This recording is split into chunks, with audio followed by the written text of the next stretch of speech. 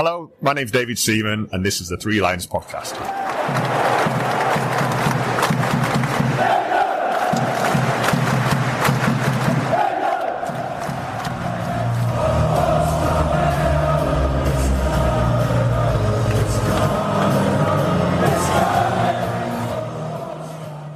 Hello and welcome to the Three Lions Podcast. My name is Russell Osborne, and this is an independent England football supporters award-winning podcast. I hope you're keeping well. Loads to get through on this episode. You may or you may or not know the podcast won silver at the recent Football Content Awards in the International Podcast category. But enough about that. This episode we are talking Lionesses, women's football. Just quickly before we do that, quick reminder, you can follow the show on various social media channels. Just search Three Lions Podcast on all the usual channels. Now, last time when we looked at the Lionesses, we were joined by Zoe Blanche from the Lionesses Den pub over in Gravesend.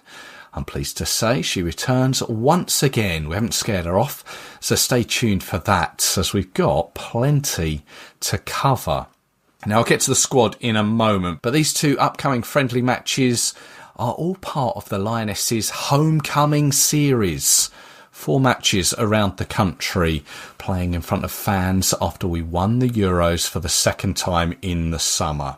Coming up, we face China and Ghana. China is on the 29th of November. It's being played at Wembley. Now, the two sides have met before on 6 occasions, winning twice, losing 3, and a draw, most recently in the group stage of the 2023 World Cup, where the Lionesses won 6-1 in Adelaide.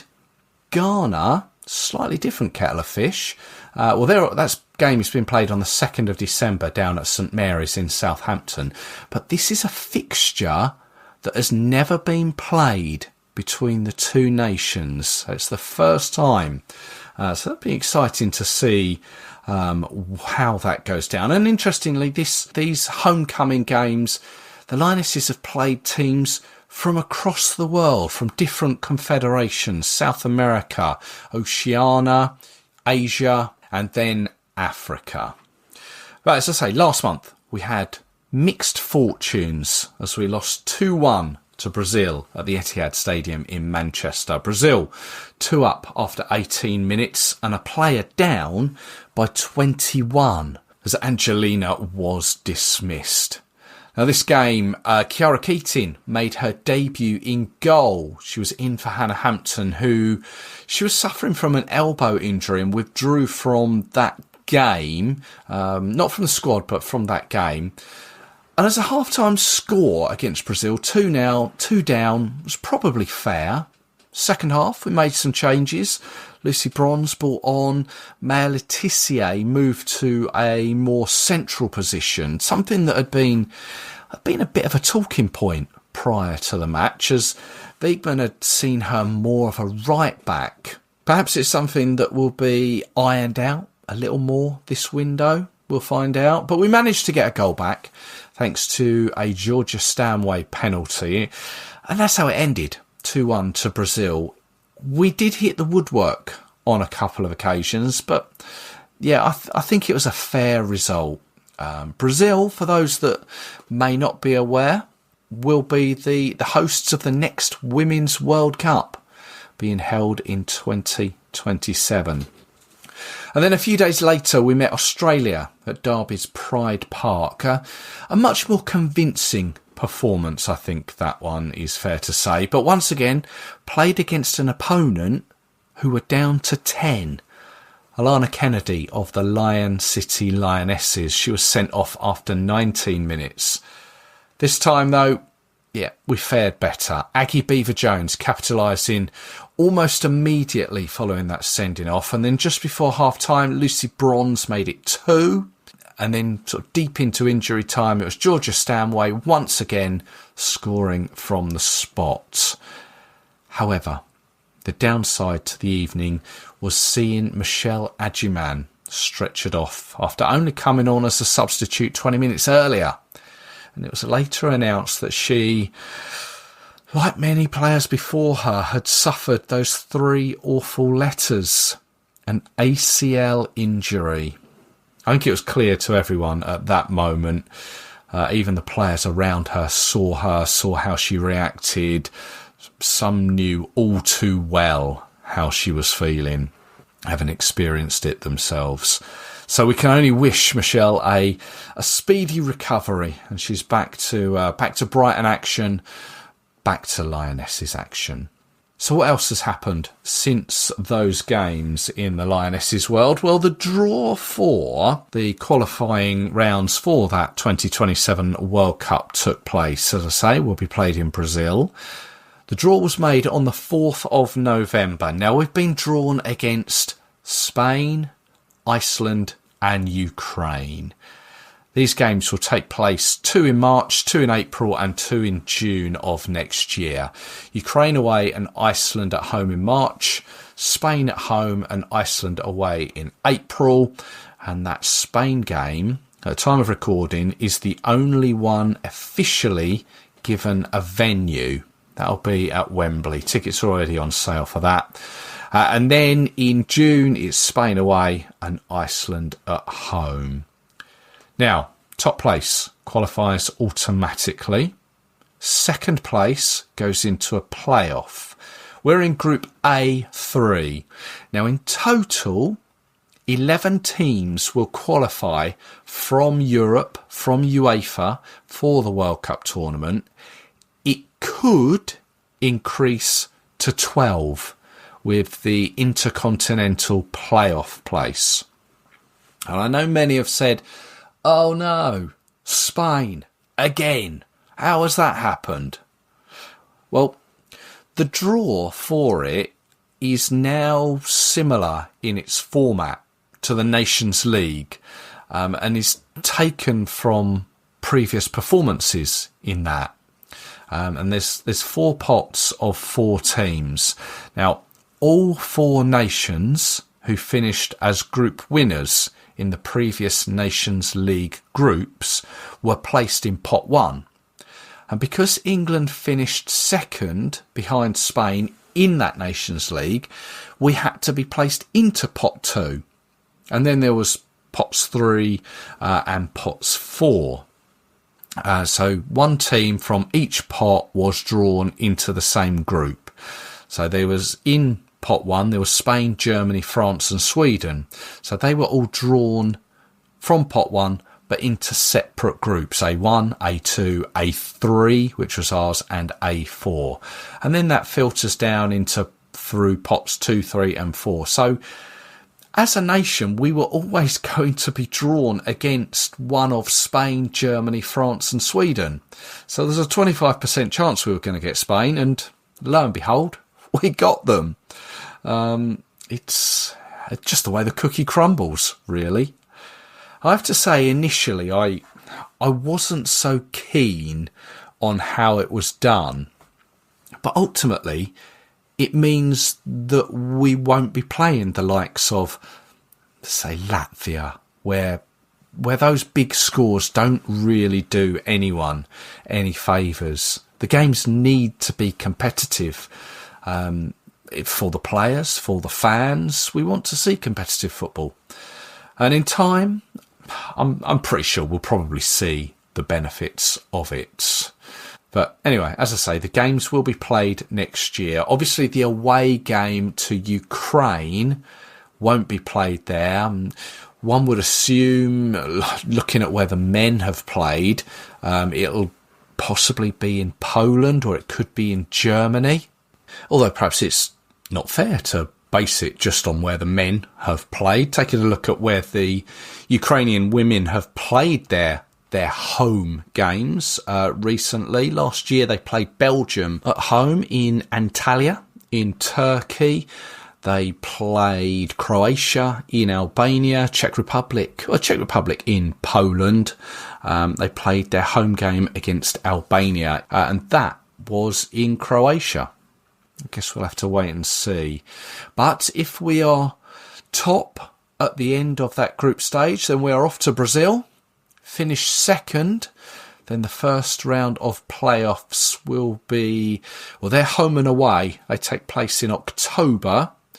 Win that, and we're through to the final round of playoffs to be played late November and early December.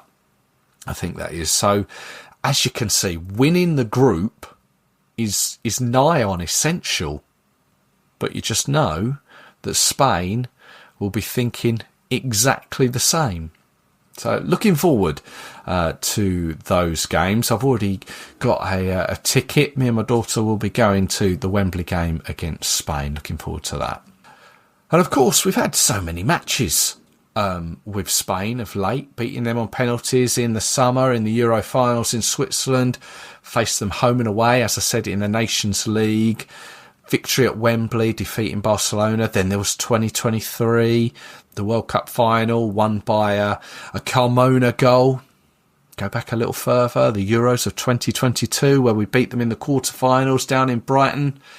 It really is a tight battle. Iceland, well, we've met them on 10 occasions. The most recent back in 2009 in a friendly at Colchester. Iceland, in fact, won that 2-0. And Ukraine, we've met on 4 occasions. The Lionesses winning all of those, most recently in 2014.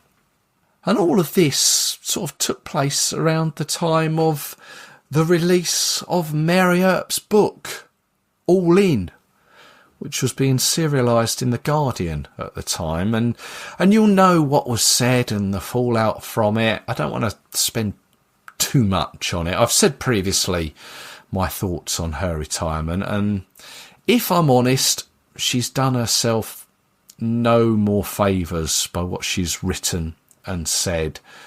Clearly she'll be remembered for her time as number 1 goalkeeper during those home Euros and the World Cup down under. But that position is now Hannah Hampton's now, who she appears to have taken her earlier criticism in her career and she's used it now to become the Lionesses number 1. She's done well to just stick to her job. She's done well not to bite back. And as we all tend to agree, Serena knows best. What is it we say? In Serena we trust. But sadly the whole story, issue, book overshadowed things for a while. And perhaps from Mary's point of view, that was a good thing. Ultimately, she had a book to sell and benefit from, especially ahead of Christmas. And there's loads of different charts for books, and it appeared to reach number 5 on the Sunday Times bestseller list when it was released. I had a quick look, it got to number 87 on the Amazon general book chart, but I think that's across the world. It got to number 1 on the Amazon football related books and biographies. Perhaps it's something you'll find in your stocking at the end of your bed come Christmas Day. Who knows? Okay, more important things now. Let's go through the squad Serena selected back on the 18th of November for the upcoming friendly matches against China and Ghana. 3 goalkeepers: Sophie Baggerly, Chiara Keating, Anna Morehouse. We've got 8 defenders: Lucy Bronze, Niamh Charles, Anouk Denton, Grace Fisk, Taylor Hines, Maya Letitia, Esme Morgan, Lotta Wubben-Moy. In midfield, Laura Blindkill-Brown, Grace Clinton, Missy Bo-Kearns, Lucia Kendall, Georgia Stanway, Ella Toone and Kira Walsh. And then up front, Aggie Beaver-Jones, Freya Godfrey, Lauren Hemp, Chloe Kelly, Beth Mead, Jess Park and Alessia Russo. It is a 25-player squad. It is a squad with 782 caps across it, 176 goals. A squad with an average age of 25.2. Now, it's a squad made up of 5 from Arsenal, 4 from Manchester City and Chelsea, 3 from Manchester United, 2 from Aston Villa, 1 from Brighton, Orlando Pride, West Ham United, Liverpool, Washington Spirit, Bayern Munich, and for the first time, London City Lionesses.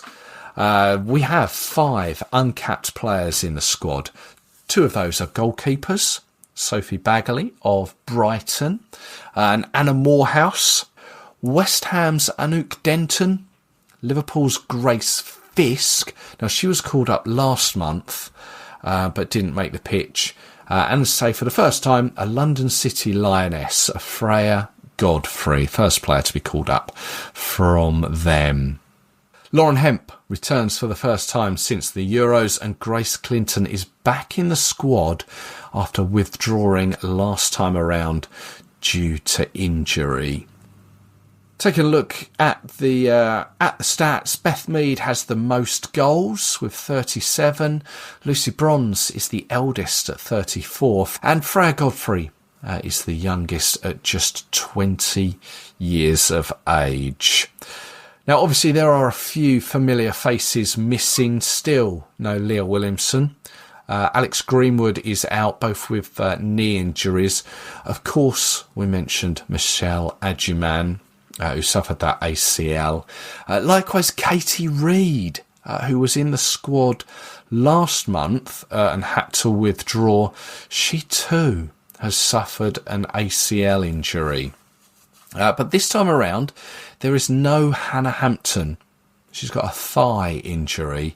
And just referring back to what was happening between those October games and now, I'm sure she's big enough to take all the comments that was directed at her. But I wonder, in hindsight, having this injury and missing the games is a bit of a blessing.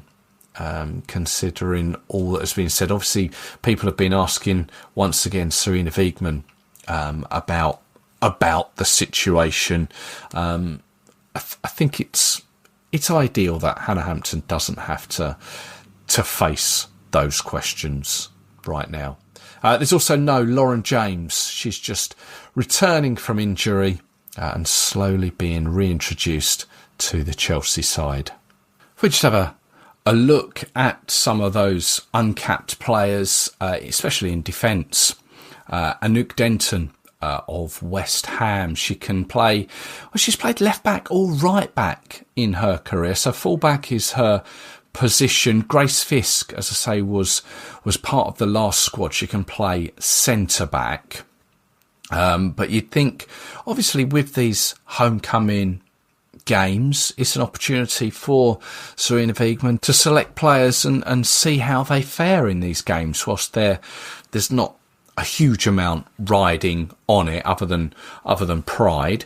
But yeah, we've said about Maya Letitia and maybe Sarina not playing her in her Manchester United position of centre back. She'd like to, or she's played her in right back, or sees her more of a right back.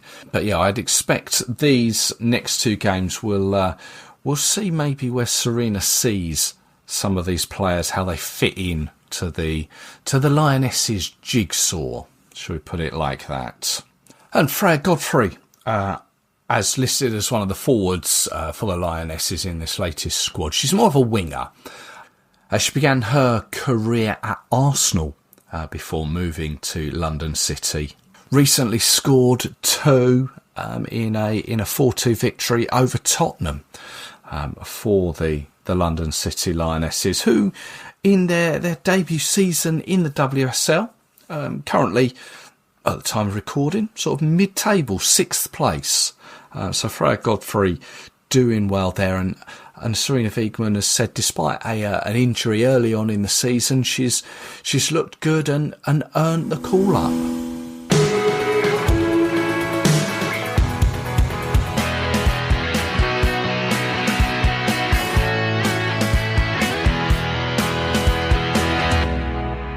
Right, let's welcome back Zoe from the Lionesses Den. Hello, yeah? You all right? Hello, you all right? Yes, Very well, thank you. I've got you on the screen. You're in the pub again. You've got your Christmas lights up. Yeah, we got Christmas decorations up. We did that yesterday. Very, very tiring because we did the house as well. Yeah. Do it all in one hit. But then if you finish off in the pub, you can have a drink to chill. So that's exactly what we did. Sounds perfect. Perfect. So we spoke to you last month for the first time. Went down really well. We spoke about those first two games, which were Brazil and Australia. Lionesses came away with one defeat and one win. Lost to Brazil, beat Australia. What did you make of those two games? The Brazil game, it's coming back to me now. I think I was trying to block it out my memory. That was so frustrating. I remember they just frustrate the hell out of you. They just bombard you. They're quite dirty. They play dirty. Wasn't an enjoyable watch at all because they just got right under our skin from the first whistle and we couldn't cope with them. I'm not denying the fact that they're a great team. Like, I don't keep up with them a lot. They've changed a lot over the years since like the days of Marta, but they're quite a young side. They play the same as Brazil of old. They're skillful, they're fiery, they will get under your skin. And if you allow them to do it, they've got you. So, and that showed, if it weren't for the fact their player got sent off, I truly believe it would have been way more than what it was, the loss, definitely. I think, though, if we're looking to go to the World Cup in Brazil, then we need to be playing against these types of teams and their, I wouldn't say methods. I think it's fair to say the South American teams can be a little bit more aggressive or dirty in their nature. So we've got to be prepared for it, really, haven't we? Oh yeah, if you want to be the best, you got to beat the best. So Brazil are definitely up there. That they may not be the most what's the word I'm trying to think of, complete team like the likes of America. Lionesses are pretty much they're there. Obviously they've won 2 trophies, so not too bad, but they are the up there to win the World Cup. They got the home advantage as well, but you also got America, who are like managed by Emma Hayes, so she knows exactly half of the squad what their strengths and their weaknesses are. So playing these teams, you don't play them all the time, so it's nice to get that out of the way in a friendly, learn from it, because they did get under our skin very, very quickly. We got frustrated from the start, and we need to learn that they're going to do that to you, to do exactly what they did. And if you don't learn from it, then you're just going to get schooled in the World Cup.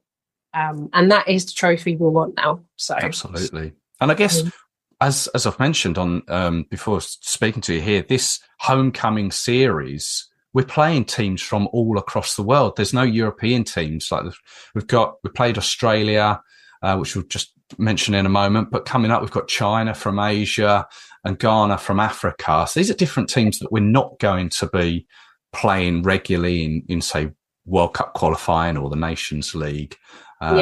So, a defeat to Brazil, but a victory against Australia. Yeah, Australia had a bone to pick with us. Obviously, we knocked them out of the World Cup last time, so they were always going to be at us. Luckily for them and for us, we matched them and better. So we play a lot of them in the league, that the WSL. Most of them in the WSL, so we know exactly what their players are like, their strengths and weaknesses. So we played them quite a lot of late as well. So it didn't surprise me we beat them, but at the same time, Australia are more than capable of beating any side if they play well. So I'm just pleased to get that win, give them a bit more confidence. Yeah, it's a game, obviously we won 3-0, but once again, unfortunately, another ACL injury, and this time for Michelle Agyman, who obviously we've seen progress on the scene so well recently. It's I don't know, why does this keep happening?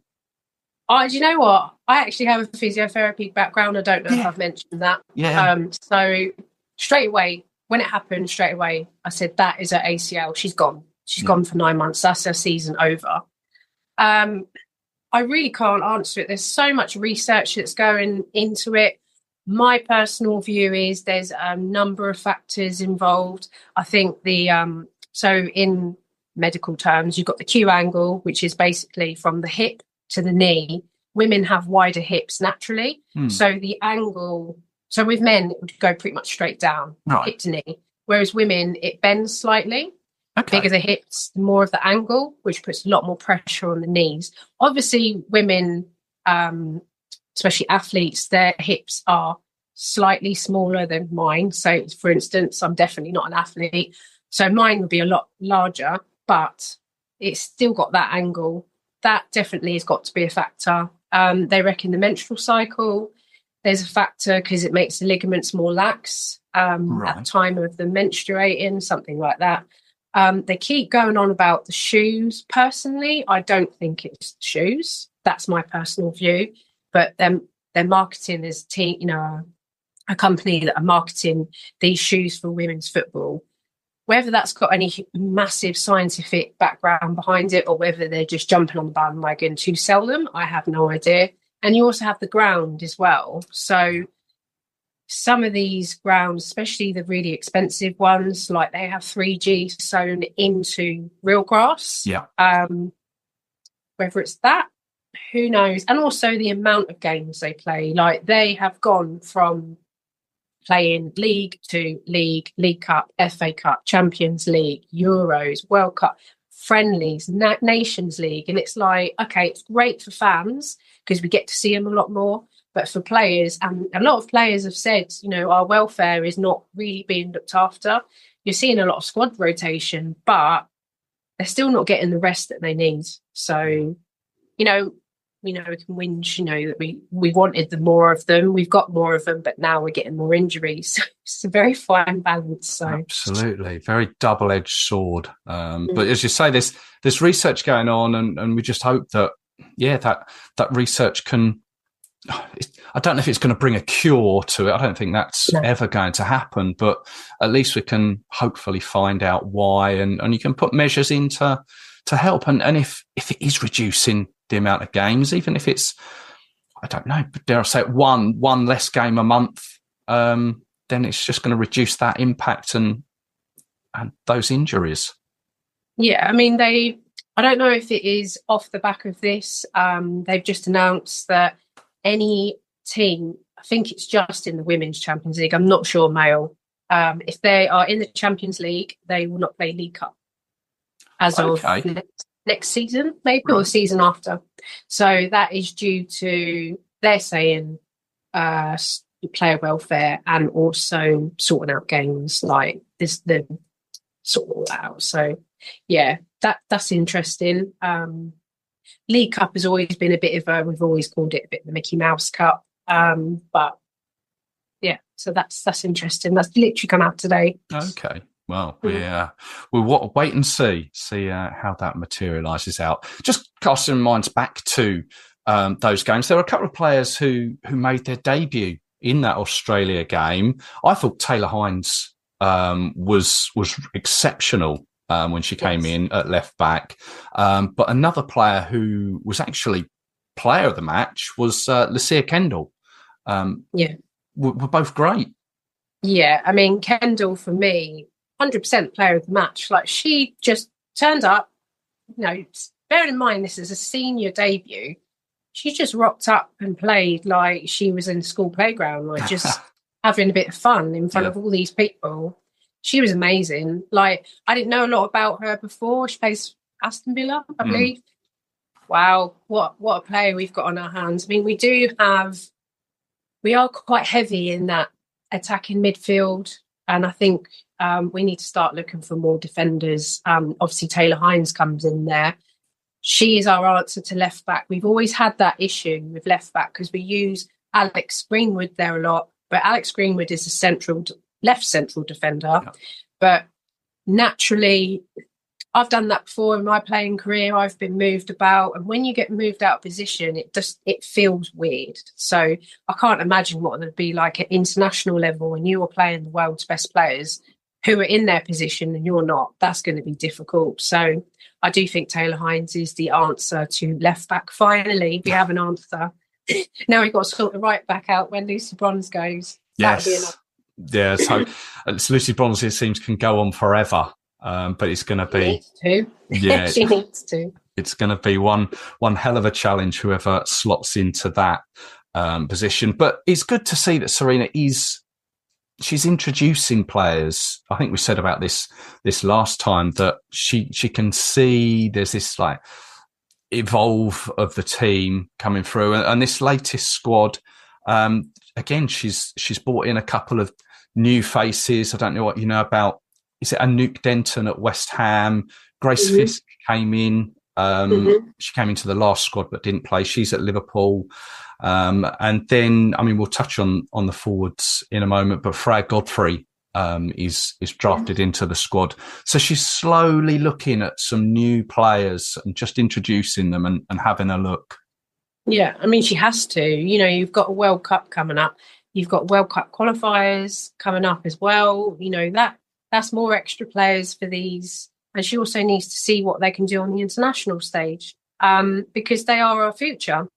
So I think, again, I'm not massive into like West Ham. I'm terrible. I tend to watch like a lot of the big teams, but West Ham, Denton, she's been making a lot of noise. I've got a friend who's a massive West Ham, so I'm sure she'll be able to tell you a lot more about it than me. But she must be doing something right, because Serena has given her the nod. So, and Grace Fisk, she's always been up there. Unfortunately for her, we've got so many good central defenders.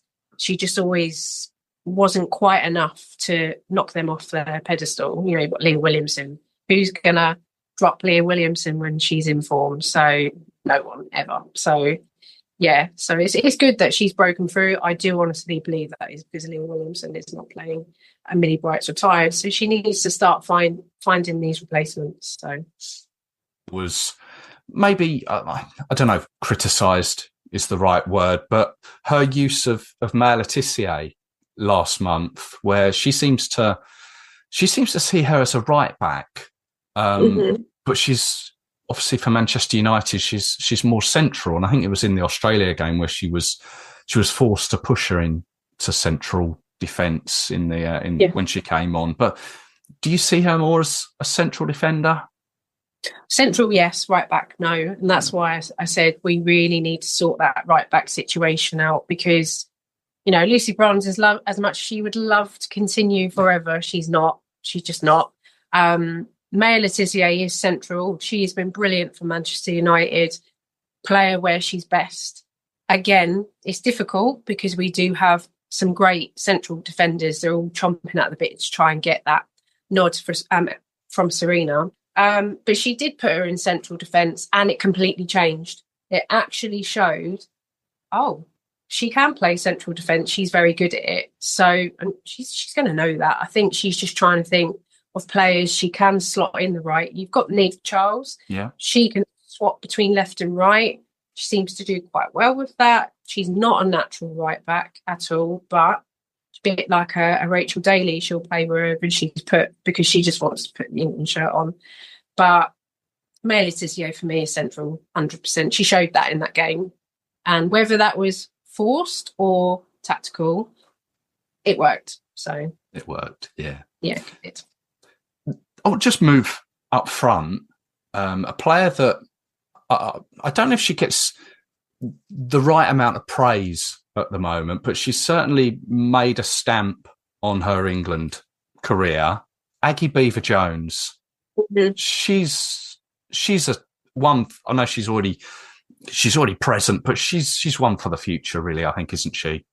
I've been screaming her name for about 2 years. Right. This girl is brilliant. She is a pest. She will run at you all day, and she's now starting to reap the rewards of that. She scores goals for fun. Not long ago, up until her injury, she was scoring pretty much every single game, if not two a game. And Serena took her to the Euros. She hardly played her. And I'm like, what are you doing? Like, play this girl. She will run at them. She will score goals. She will make goals. And she's absolutely brilliant player. So you are right. She is definitely one for the future, but the near future, because you can't run Alessia Russo into the ground. Yes, she will run and run and run, but she's only human. And you do need that backup, because at some point Russo will get injured. I hope to God it is not before the World Cup, but course, yeah. you do need to give them practice at international level. She doesn't need it because she comes on and she scores. So, the statistics speak for themselves with her. So she needs to be played more, 100%. Yeah. 13 caps and 7 goals so far for Aggie Beever-Jones. And I think, these up-and-coming games, China and Ghana, she's got the opportunity to add to both of those tallies. What do you know about China and Ghana? Anything? Well, China, obviously of old, they were world beaters. They were amazing. So in the I'm showing my age now. 1990s, they were in the World Cup. 1999 against USA. Right. It was an unbelievable World Cup. I didn't watch it live. I was only a kid, but I did watch it later in life. And you had players like Sun Wen who were just amazing. And only USA only won on penalties. So, and there was like 90-odd thousand people at that final. Wow. Crazy. In the 1999. They haven't, I don't know what's going on with China, to be fair, because they used to be this world-beating side. And they seem to have just dipped. It's like, I don't know if they're not, investing in that team anymore. I just don't know. It seems to be more Japan. Like, Japan are the team in Asia. They're amazing. And loads of their players came over here to play in the WSL. Don't really know many Chinese players that have come over. They seem to just stay over there. It's quite sad, really. Last time we beat them, I think it was 6-0 in the Euros. Now, I was sat there. I remember I was watching it in Box Park with my other half, and I thought, I don't know, this is going to be a tough one, thinking they were the same. And they're not. So, it shouldn't be hard, but I'll probably speak too soon. I mean, it's strange because China, obviously, the size of the country, and people will always say about football, why, be it the women's game, be it the men's game, why aren't they more of a force than they actually are? As a country, are they not invested in pushing their national team forward in a major sport? I don't know. It always seems a bit strange. Yeah, it's like they just don't invest in it anymore. I don't know. I mean, they tried to have the Chinese league years ago in the men's football. That didn't kick off very well at all. They were throwing money at it and it just flatlined. Yeah. Everyone now goes to Saudi Arabia to play football, to basically retire and earn a ridiculous amount of money to swan off into the sunset with. But it's I don't know. It must be infrastructure. There's none there anymore. Yeah, and I've got to be honest, we've never played Ghana before. I don't know if you know anything about Ghana. No, I mean, I know what African teams are like, and they are so aggressive and physical. Mm. And I think Serena's been very clever with the 4 teams that we have played. They're all so different. So you've got Brazil, who are like really sassy and skillful and will frustrate you.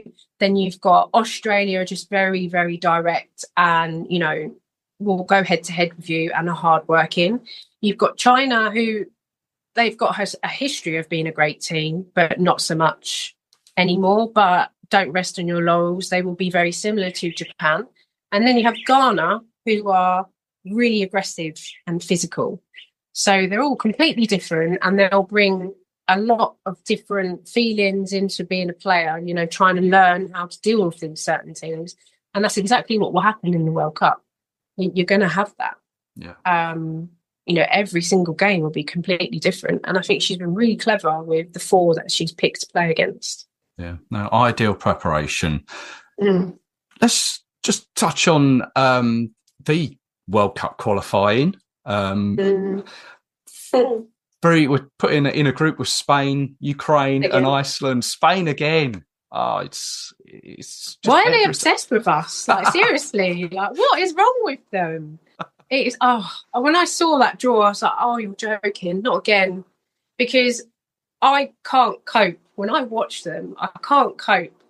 It's so frightening to watch this team. Like, for me, I've said for years, Spain. I said probably about 4 years ago to my other half, Spain will win the World Cup. Yeah, she's like, really? I'm like, I promise you.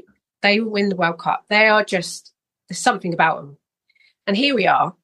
They'll win everything. And playing against them in a qualifier, I mean, really, like, again, I know we've beat them before, but you have to play the best football you've ever played to beat them. You can't have a mediocre game because they will rip you to pieces. So I'm not impressed at all. It is what it is. What can you do? You just got to deal with it, haven't you? Letter in the post to UEFA, is it? Well, I bought my ticket. I am actually physically going to that Spain game at Wembley. So I'll have to just be upset about it whilst watching it live. You just got to get behind the team. Likewise, I've got a ticket for it too. But it's one of those games that it's, at this moment in time, it's the two best European teams going head to head with the best players that are available, really, isn't it? And you want to see a good game. Well, yeah, and it will be because we've developed this rivalry between them like over the last couple of years. And, you know, they know each other personally as well because they're starting to mix between the two leagues. So, you know, there's always this friendly rivalry. Yeah. But yeah, it's I'm not impressed. I'm not impressed. Got to go through it all over again. So, yeah. So whilst all that was going on, Mary Earps was in the news. Do I dare ask you your thoughts on Mary and the situation there? I mean, I've bought the book. I have yet to read the book. But from bits and pieces that I've heard about, obviously we've heard a lot about it. It's a difficult one because Mary wasn't necessarily wrong in what she was saying, because when all that happened, I don't know if you remember this, but Hannah Hampton used to be in the Lionesses squad. And then she got told to leave because of her attitude. And that was Serena. Serena said to her, don't return until basically you sort your attitude out. Now, we've had a few other team players that have played with Hannah Hampton in the past who have basically agreed with Mary. She got Marisha Littlejohn. She said in a podcast recently, she was a bit of an idiot. Like, you know, I'm not saying she is now. She was very young then. So Mary then being kicked off a pedestal, you know, she had an amazing career. Like, you can't take that away from the girl. Like, she's brought goalkeepers into the limelight. You know, we never really used to, you know, when do you ever see kids walking around with England goalkeeper shirts? You never did because they didn't sell them. That's right. You know, men's football, you had David Seaman years ago, you know, you've now got Pickford, but none of them pushed to have a goalkeeper shirt being sold. But there were so many people that were calling for a Mary Earps shirt. And she's like, yeah, well, why should they walk around with an outfield shirt with Earps on the back? It's not right. So she pushed for it and she won. You know, Nike had to basically walk with their tail between their legs because they were like, oh, they won't sell. Well, guess what? They did. Yeah. I got one. I managed to get one. It was so hard to get, by the way. So, yeah, you're getting pushed off a pedestal for being England number one. She worked so hard for it. And she's going to feel a bit bitter about it because it's like, okay, but you're rewarding bad behaviour. That's exactly what she said because of what happened before.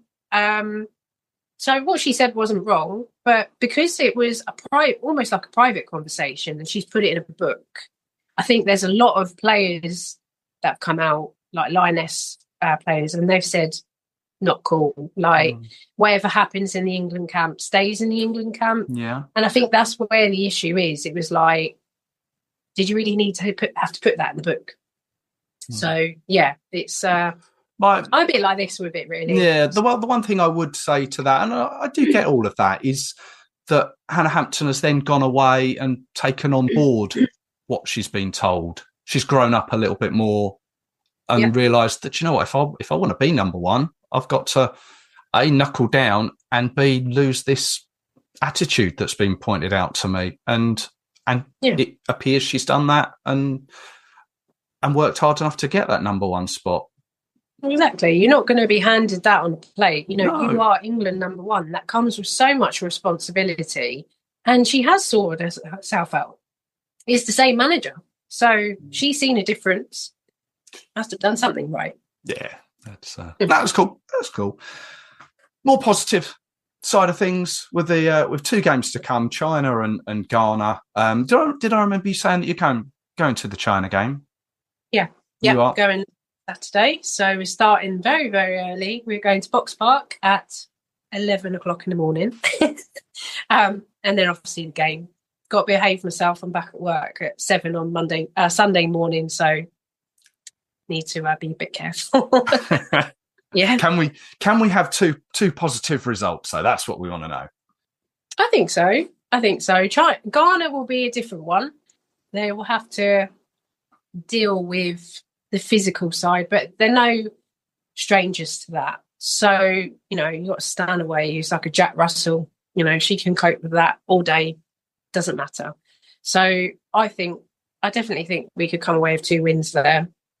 Be good to finish out that before Christmas and before those World Cup qualifiers start next year. Yes. Confidence breeds confidence. Yes. Zoe, thank you very much for your time, as always. Those lights up in the background there, I'm just going to wish you... I think you're the first person I'm going to wish Merry Christmas to. Oh, that's very early on in November. Merry Christmas to you. And congratulations on your award as well. That's brilliant. Well done. Oh, you're very kind. Thank you. You're welcome.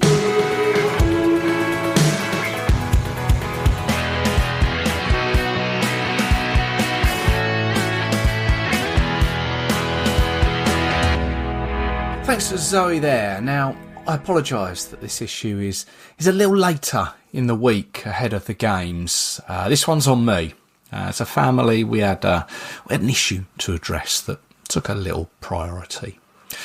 But what I realise I haven't done is take a look at both the China and Ghana teams and give a little on them. So here we go. The China team are nicknamed the Steel Roses. They're ranked 16th in the FIFA rankings. They've had some mixed results this year, recently drawing with Japan and South Korea. They lost to the USA back in May, but beat the likes of Thailand, Uzbekistan and Chinese Taipei. And it would appear that the majority of their players play for Chinese-based sides, although there is Wang Yanwan, who plays in France for Dijon. But after they play us, they head north of the border for a friendly against Scotland. And then there's Ghana. They are known as the Black Queens. They're ranked 67th. And recently they've been involved in WAFCON qualification. That's the Women's African Nations, where they beat Egypt 4-0 at home, and this was shortly after losing 3-0 to the Egyptians. Now, just to confuse matters a little bit, the finals of the 2024 WAFCON tournament actually took place this year. They appeared to be delayed a year. But Ghana finished third after losing in the semi-finals. In fact, their quarter-final, their semi-final and their third and fourth place game, all of those went to penalties. Algeria, Morocco and South Africa, the opponents. And with regards to their players, majority play in Africa. There's a few that play in the States, there's a few in Israel. But WSL fans will recognise Chantel Boy Holka. She's a midfielder, previously with Everton, Aston Villa and London City Lionesses. And at the beginning of the season, she moved to Nottingham Forest. So there we go.